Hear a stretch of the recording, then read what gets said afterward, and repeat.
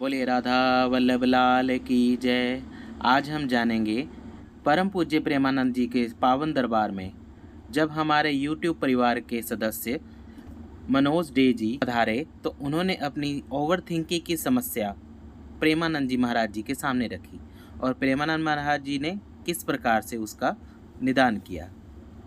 बच्चा, परम विश्राम जब तक मन को नहीं मिलेगा तब तक ये कभी शांत होने वाला नहीं।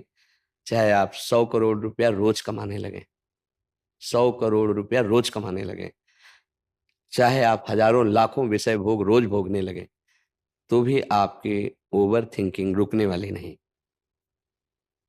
समझ पा रहे हो? फिर 1000 रुपये की मांग, फिर 1 लाख की मांग, फिर करोड़ की मांग, फिर अरब की मांग, ये बढ़ती ही चली जाएगी। इसकी पूर्ति नहीं होती कभी, आज तक किसी की नहीं हुई। इतिहास साक्षी है।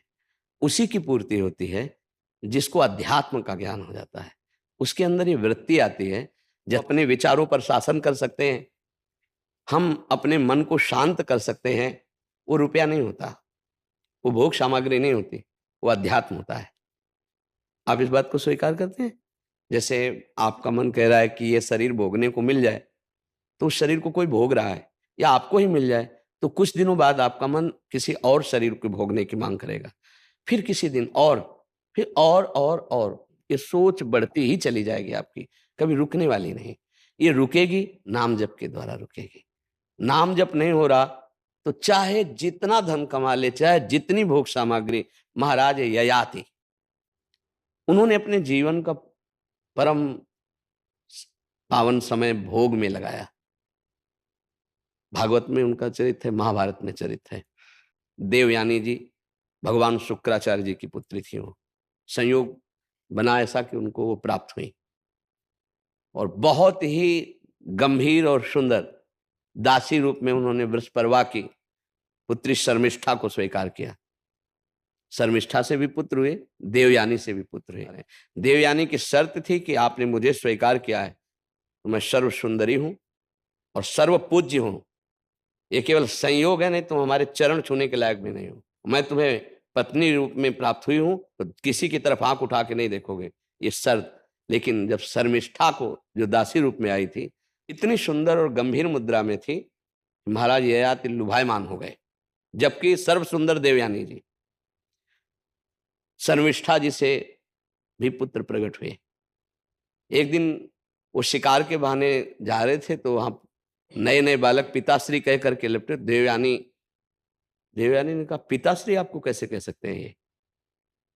तो उन्होंने कहा कि बालक हैं, ऐसे भाव से कहते नहीं, सत्य बोलिए आप। तो उनका हमारे ही बालक हैं। तो तुरंत उसी समय चली गई भगवान शुक्राचार्य जी के पास और कहा, इन्होंने हमारे साथ छल किया, इनको दंड मिलना चाहिए। महाराज ययाति जब सामने गए तो उन्होंने कहा, जाओ, तुम इतने काम मोहित हो रहे हो तो जरावस्था को प्राप्त हो जाओ, वृद्धावस्था। अब देवयानी से कहा कि पिता से साफ तो दिला दिया, क्या इसमें तुम्हारा हित होगा? उनको लगा कि गलती हो गई, तो उन्होंने पिताजी से कहा, इस जरा को मुक्त कर दीजिए। उनका एक ही उपाय, कोई पुत्र तुम्हें अपना यौवन दे देते तो तुम यौवन, पुत्र से भी यौवन प्राप्त करके उन्होंने फिर विषयों को भोगा। अंत तो गत्वा उन्होंने लिखा अपना अनुभव, एक भगवद विमुख को, विषयी पुरुष को संसार के संपूर्ण भोग मिल जाए तो भी उसकी तृप्ति नहीं होने वाली। तो भगवान का आश्रय और भजन से दूसरा कोई उपाय नहीं। चाहे कुछ भी मिल जाए वो सोचता ही रहेगा, क्योंकि मन को विश्राम देने की एकमात्र क्षमता श्री भगवान में है, भजन में है। भगवान का आश्रय, सत्य शास्त्रों का स्वाध्याय, संत महापुरुषों का सत्संग, उसका जब मनन हम करेंगे तो हम जैसी भी स्थिति में उसमें प्रसन्न होना सीख जाएंगे। यही समस्त कामनाओं को नष्ट कर देगी स्थिति। यदि संतोष धन रूप नहीं आया तो कामनाओं की बढ़ोतरी उसको जलाती रहेगी, उसको मिटा देगी, नष्ट कर देगी। तो ओवर थिंकिंग से बचने के लिए भगवान का आश्रय, सत्संग और नाम जप, ये 3 बातें यदि जीवन में आ जाए तो बहुत आनंद आ जाए। जिस प्रकार यूट्यूबर मनोज डे जी को अपने मन में चल रही ओवर थिंकिंग के समस्या का सटीक उत्तर परम पूज्य प्रेमानंद जी महाराज जी के मुख वचनों से प्राप्त हुआ, उसी प्रकार माया के इस भयानक जंजाल से निकलने के लिए और अपने अंदर चल रहे अनेकों प्रश्नों के उत्तर प्राप्त करने के लिए हमारे चैनल को लाइक करें, शेयर करें और सब्सक्राइब करें। और बेल आइकन को ऑल पर सेट करें ताकि हमारी आने वाली सभी वीडियोज़ आपको प्राप्त होती रहें।